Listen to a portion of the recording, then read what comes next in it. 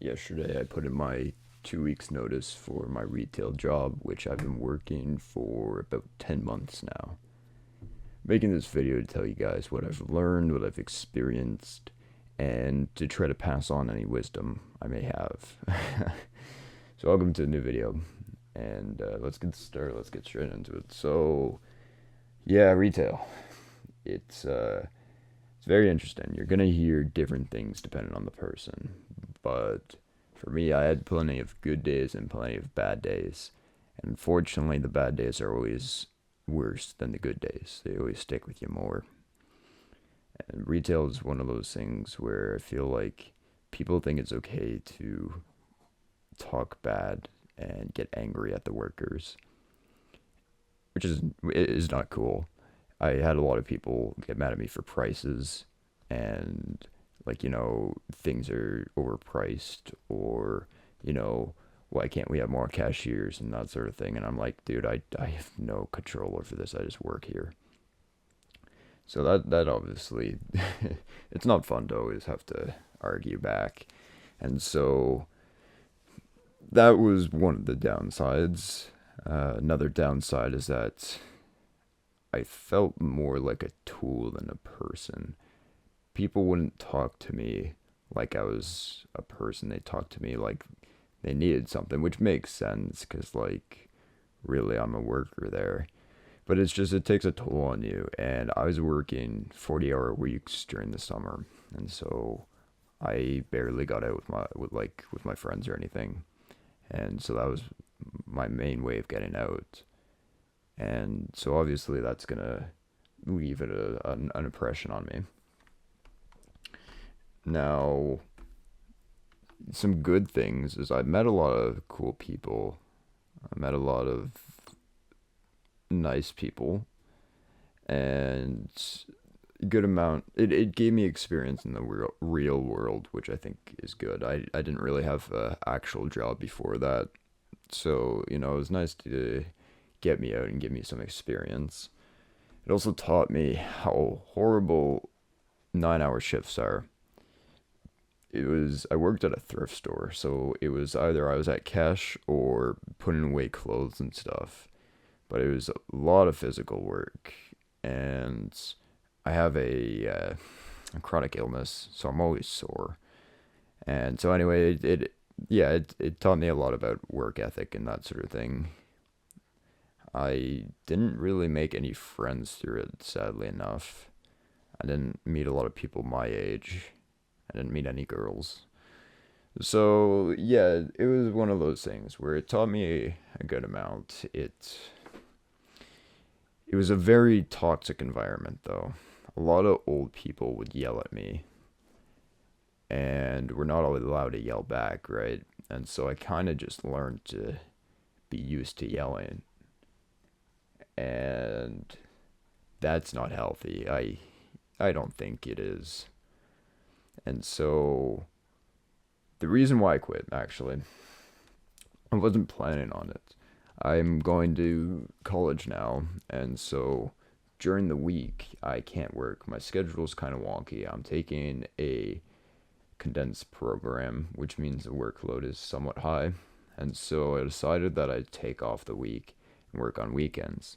I figured that because right now they're understaffed severely. There is a good amount of times where I was the only one closing in a night. That was not fun, especially because I got paid the same amount for doing more work. I think that's kind of stupid. Anyway, they are understaffed, and so I figured, you know what, I'll lend them a bone. I'll stay around on the weekends, but I'll book off the weekdays. And so I submitted that because we have to submit an availability change.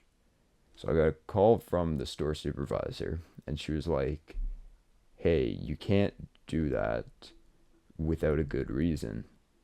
So submit a reason for why you're making such a drastic change, and we'll see if we want to improve it or not. And so I was like, okay. So I submitted one where it was pretty much the days I can't work because of my schedule, like my class schedule. Then another where the week was all booked off. So there's two there.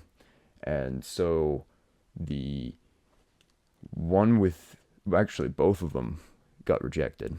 And so I got booked to work on one of my days I had class, and I had to call in and say, "Hey, I can't physically do this. I have class and I'm not going to skip class to go work." And so I was like, "Well, I I can't change my class schedule." And so they gave me no choice but to resign. And the reason why they did that is because if they fired me, they would owe me, I don't know what it's called exactly, but it's basically some form of money, I think, to get me to my next job or something. I'm not sure. So anyway, that's why they did that. And I was fairly mad. I've been working for 10 months there, and I always give it my all. I would like to consider myself a good worker because I never slack off. I don't leave things to other people. And I always feel like I'm giving 100% just because when I come home, I'm absolutely dead on my feet. And that made me put together that I wasn't valued at all. I was just a number and I'm replaceable. That was one of the worst things, I think, is that the amount of time and effort I put into it didn't even get a thanks. And I was just sent on my way. I wasn't going to be missed. So I think that's one of the worst things of working retail or minimum wage jobs in general is that you are replaceable. You are a number to them. And to a lot of people, you are just a helpline. You aren't a person. And you're not valued as a person or an individual. So I quit there. I'm taking a break.